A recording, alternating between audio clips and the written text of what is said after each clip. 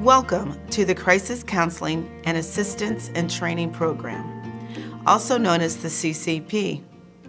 Whether you're just starting out or are weeks into providing services, this video is meant to help you understand how to use the CCP Mobile Data Collection app during your crisis encounters.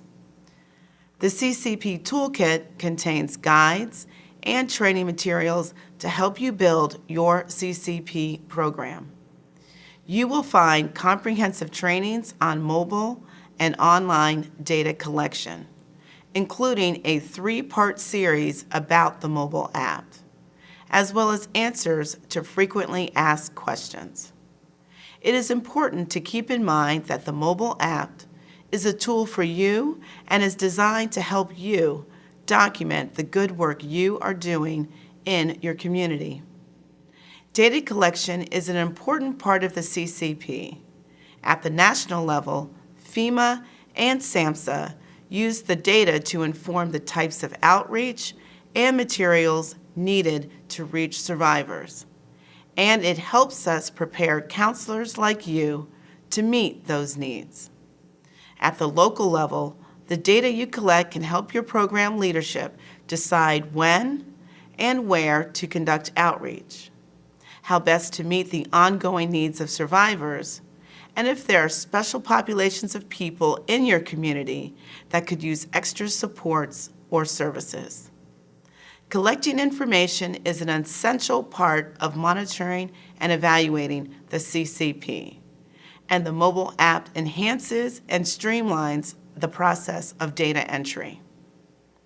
Watch the following crisis counseling scenarios for guidance and tips about how you can create an open and trusting relationship with survivors when using the mobile app to collect data.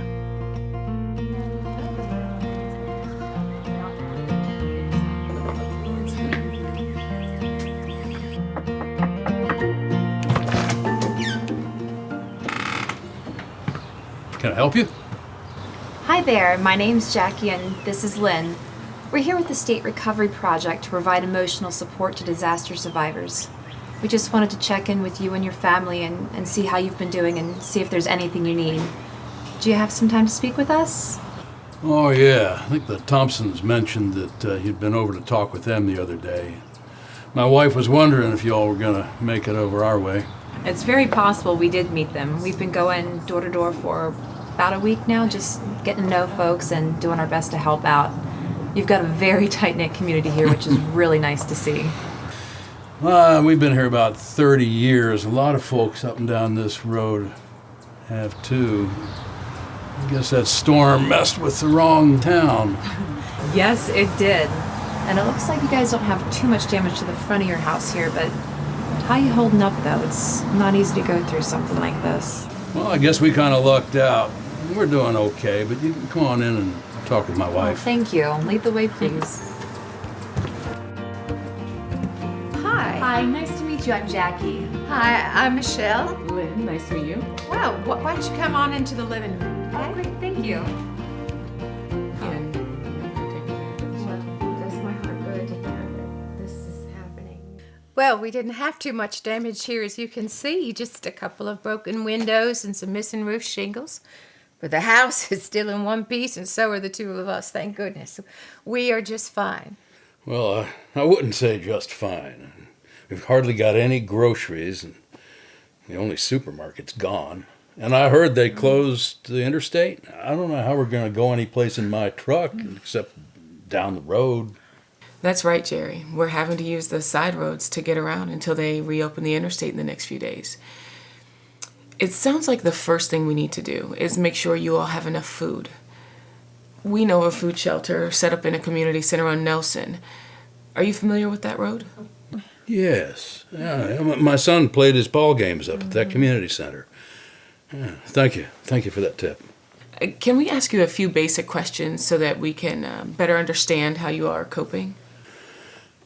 Sure, that's fine. I want to tell you that the information that you share with us today is completely voluntary. It's also anonymous, so no personally identifiable information, no records or case files are kept. As Jackie asked you questions, I'll be using a mobile app on this phone to capture basic, anonymous information on how survivors in the area are doing, if that's okay with you.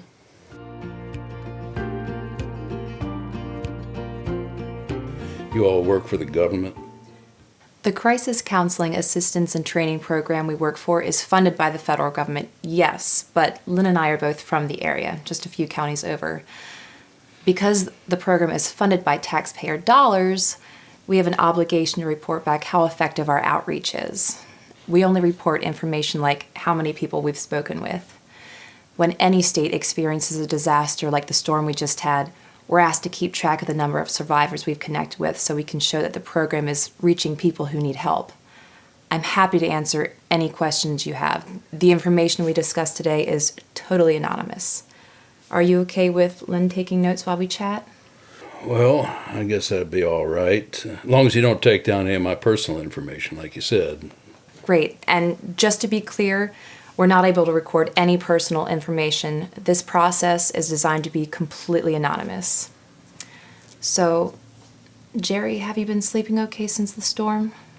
Well, now that I think about it, not really. When I finally relax enough to lie down, my mind just starts racing. Can't fall asleep. Slept on the couch a few nights so I didn't wake Michelle. She seems to be sleeping okay. Right, dear? I mean, she's got those pills, sleeping pills that help. Have you been taking these sleeping pills for a while now, or have you just started taking them since the storm? Well, they're just over-the-counter ones, but they help me calm down. I was having flashbacks to the night of the storm, and I couldn't fall asleep before, but they really seem to help. Now, does anything during the day bring up the anxiety that you experience before bedtime?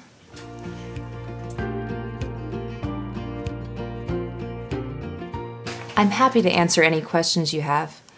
Are you okay with Lynn taking notes while we chat? Oh, I really don't like the idea of this being on some record for someone else to read. I mean, do you have to? That's no problem, Jerry. I'll put away my phone and we don't have to collect any information at all about you or your family. So, Jerry, have you been sleeping okay since the storm? What did you notice about these different scenarios involving the crisis counselors and the survivors?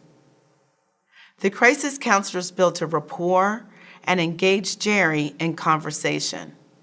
While talking, Lynn explained the purpose of the mobile app and the information it would and would not collect. Gaining consent is one of the first steps of the data collection process and a critical part of your interactions with survivors. Some people wrongly assume that their personal information is being recorded, especially when it comes to mental or behavioral health related issues. Some people are suspicious of federally run programs or people who represent the government. In the first scenario, by reminding Jerry that the data collection was voluntary and anonymous, Jackie helped him overcome some hesitation. And in the second scenario, when Jerry voiced that he did not want any data recorded, the crisis counselor put away her electronic device and continued to provide support for the survivors. Remember that the mobile app is a supporting device. It does not replace the importance of face-to-face crisis counseling services and support for disaster survivors that you provide through your individual encounters. The survivors you encounter may ask you why you're collecting data, whether you're using their personally identifiable information, and what the data are used for. These are all valid questions, and ones this video should help you to answer. Remember that data collection is always anonymous and voluntary. Keep in mind that data collected directly informs the CCP program and can help adjust how and where services are distributed on the ground in your very state. Let's watch another potential scenario with our crisis counselors and survivors.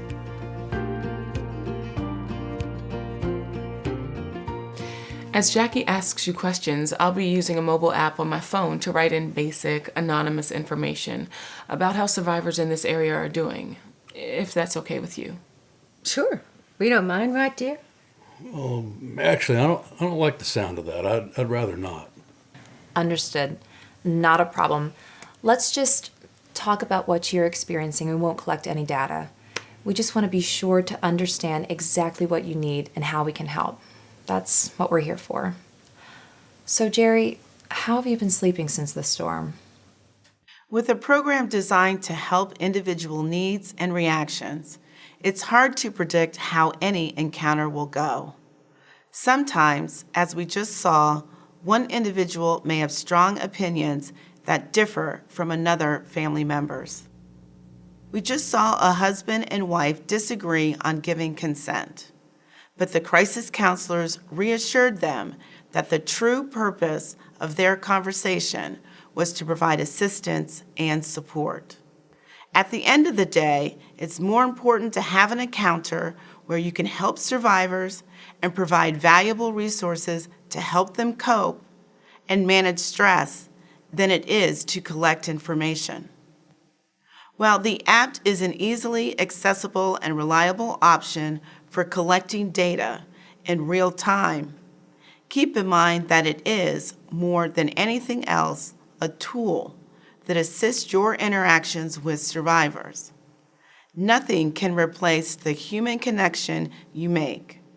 No electronic tool can help you demonstrate trust, show empathy, and build a strong rapport with a person in need.